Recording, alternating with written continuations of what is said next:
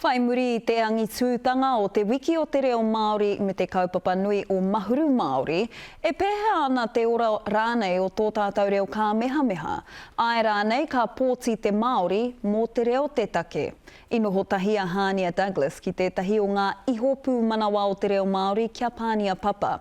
Hei tā te mārei kura o Ngāti Koroki ka hukura e rangona te hiamo me te manawa ora mō te reo Māori ki Waenganui I ngā hapori. E ai te kōrero ko te reo te Māori o te mana Māori. Engari, kei te pēhea te ora o tēnā Māori.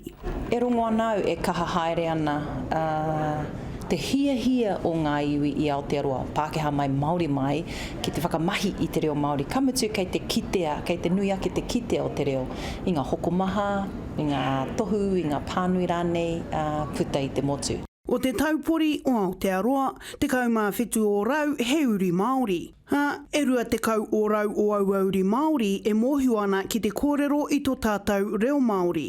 Hei tā pānia papa, ahakoa he iti tērā tatauranga, he pikinga tonu I ngā tatauranga o mua. He raruraru nui kei roto I ngā tukanga kohi I raraunga o tēnei motu.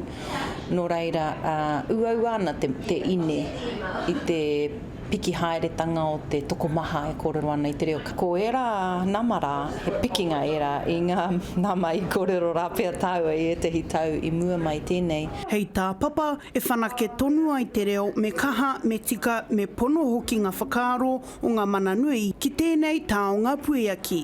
He nui te kitea o te whakamahinga o te reo hei whutupōro I roto I te ao tō rangapū, ko te pātai ai rānei e hautupu ana, e motuhenga ana tērā ngā kau nui, tērā whakaaro nui ki te reo. Me te mehe whakapono ana tātou ko tātou te wāhanga o te kāwanatanga. Me whai wāhi nui te Māori ki ngā tēpu whakatau. He oi anō, mo te oranga tonutanga o te reo, he panonitanga waiaro kē te hia nui. Ko te whakataha pea I te whakaaro, kua tūreiti, kua pakeke rawa, kua pōhara rawa,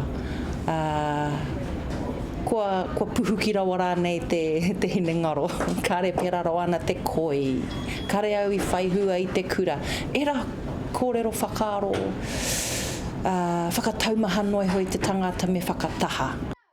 E ora ai te reo ki tua o Apōpō, Hania Douglas, Te Karere.